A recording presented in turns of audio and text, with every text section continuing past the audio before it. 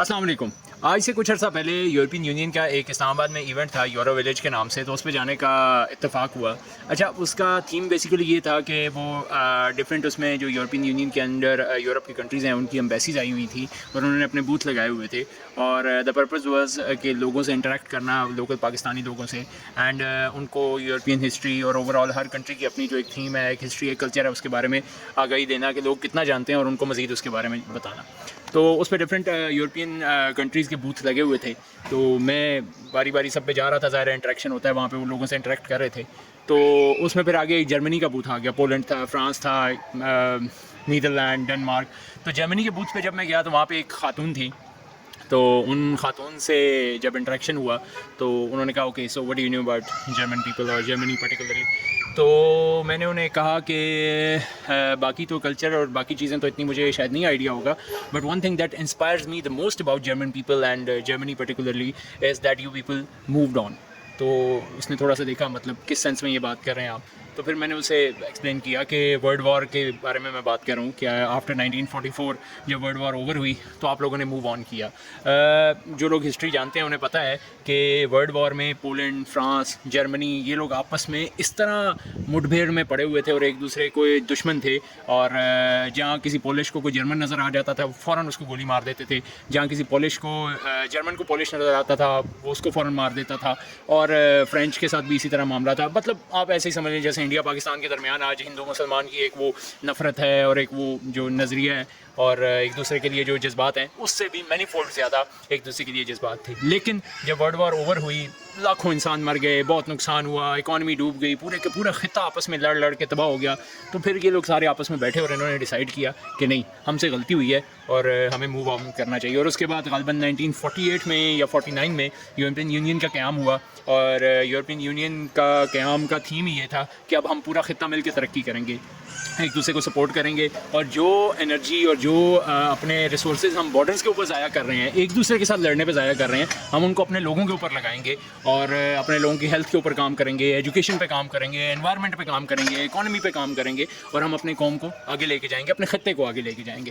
اور اس کے بعد اس سارے خطے نے بہت بڑی بڑی چینجز کی. وہ لوگ جو ایک دوسرے کے خون کے دشمن تھے انہوں نے اپنے بارڈرز کھول دیے ایک دوسرے کے لیے, حتیٰ کہ کرنسی ایک کر دی ابھی ریسنٹلی یورو انہوں نے جب لے کر آئے, اور ایک دوسرے کو تعاون کیا. اور یورپین یونین اب اس وقت دنیا کی مضبوط ترین ایک پاور ہے, اور اس کے بہت سارے فائدے ہوئے انہیں. جب کسی بھی ملک نے ابھی اگر کسی اور کنٹری کے ساتھ نیگوشیٹ کرنا ہوتا ہے اکنامیکل ٹرمز کے اوپر, امپورٹ ایکسپورٹ کے ٹرمز کے اوپر, تو خالی وہ کنٹری نیگوشیٹ نہیں کرتا, اس کے بیہاف پہ پوری یورپین یونین اس کے ساتھ دنیا کے ساتھ وہ ڈیل کرتی ہے, اور ایک بڑی وہ پاور بن گئے.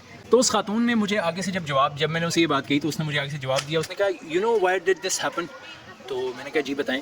تو اس نے یوں اشارہ کیا ایسے اپنے ارد گرد یوں, تو مجھے سمجھ نہیں آئی. میں نے کہا یہ کیا کہنا چاہ رہی ہے. پھر اس نے ایکسپلین کیا. اس نے کہا یہ جو لوگ ہیں نا ہمارے ارد گرد, لوگ سے مراد یعنی یہ جو بوتھ آپ نظر آ رہے ہیں, France, Poland, Belgium, Denmark, Netherland, ان سب کی وجہ سے, کیونکہ ہمارا بہت بڑا ظاہر ہے ان کے جرمنس کا بہت بڑا رول تھا اس جنگ میں, تو یہ سب لوگ مل کے بیٹھے اور ان لوگوں نے ہمیں ساتھ لیا اور اس خطے نے پورے نے ترقی کی اور خطہ آگے نکلا. اور آج آپ کے سامنے ہے کہ وہ خطہ کہاں پر ہے.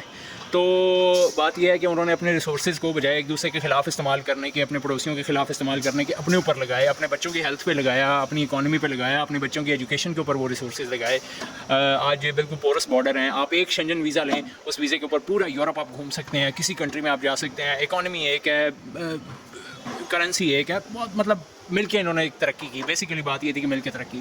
تو وہ خاتون بھی بڑی انسپائر ہوئی, اور میں نے اسے کہا کہ آئی ریئلی وش کہ ہم لوگ آپ سے سیکھیں. اینڈ ایک دن ایسا ہے کہ ہمارا جو ٹماٹر اور پیاز ہے وہ بھی بارڈر سے ادھر ادھر ہونے لگ پڑے. وہ جو ٹماٹر اور پیاز یہاں پہ کبھی شارٹ ہو جاتا ہے, کبھی وہاں پہ شارٹ ہو جاتا ہے, ہم بھی مل کے ترقی کریں. ہمارے اسٹوڈنٹ ایکسچینج پروگرام ہو, یہاں سے ہماری ان یونیورسٹیز میں بچے جائیں, وہ والے بچے یہاں آ کے پڑھیں, ٹیکنالوجی آپس میں ایکسچینج ہو, خطہ مل کے ترقی کرے. تو وہ بڑی خوش ہوئی خاتون, اور انہوں نے کہا آئی ایم ریئلی امپریسڈ کہ آپ لوگوں کے ایسی سوچ بھی ہے لوگوں میں, اور آئی ریئلی وش کہ اس بات کو سمجھا جائے.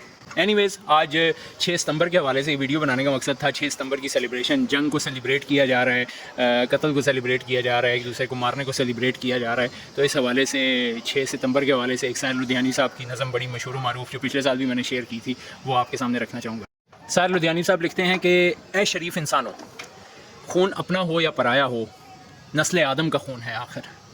جنگ مشرق میں ہو کہ مغرب میں, امن عالم کا خون ہے آخر. بم گھروں پہ گریں کہ سرحد پر, روح تعمیر زخم کھاتی ہے. کھیت اپنے جلیں کہ اوروں کے زیست فاقوں سے تل ملاتی ہے. ٹینک آگے بڑھیں کہ پیچھے ہٹیں، کوکھ دھرتی کی بانجھ ہوتی ہے. فتح کا جشن ہو کہ ہار کا سوگ زندگی میتوں پہ روتی ہے.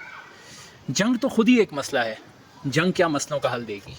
آگ اور خون آج بخشے گی، بھوک اور احتیاج کل دے گی. اسی لیے اے شریف انسانوں، جنگ ٹلتی رہے تو بہتر ہے، آپ اور ہم سبھی کے آنگن میں شمع جلتی رہے تو بہتر ہے. برتری کے ثبوت کی خاطر خون بہانا ہی کیا ضروری ہے؟ گھر کی تاریکیاں مٹانے کو گھر جلانا ہی کیا ضروری ہے؟ جنگ کے اور بھی تو میدان ہیں، صرف میدان کشت و خون ہی تو نہیں. حاصل زندگی خرد بھی تو ہے، حاصل زندگی جنوں ہی نہیں.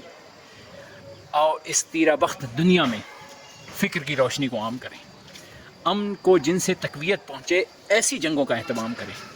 جنگ وحشت سے، بربریت سے، امن تہذیب کی ارتقاء کے لیے. جنگ مرگ آفریں سیاست سے، امن انسان کی بقا کے لیے.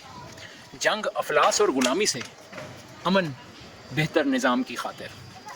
جنگ بھٹکی ہوئی قیادت سے، امن بے بس عوام کی خاطر. جنگ سرمایہ کے تسلط سے، امن جمہور کی خوشی کے لیے. جنگ جنگوں کے فلسفے کے خلاف، امن پرامن زندگی کے لیے. اس لیے اے شریف انسانوں، جنگ ٹلتی رہے تو بہتر ہے، آپ اور ہم سبھی کے آنگن میں شمع جلتی رہے تو بہتر ہے. Happy defence day 6 September. Thank you.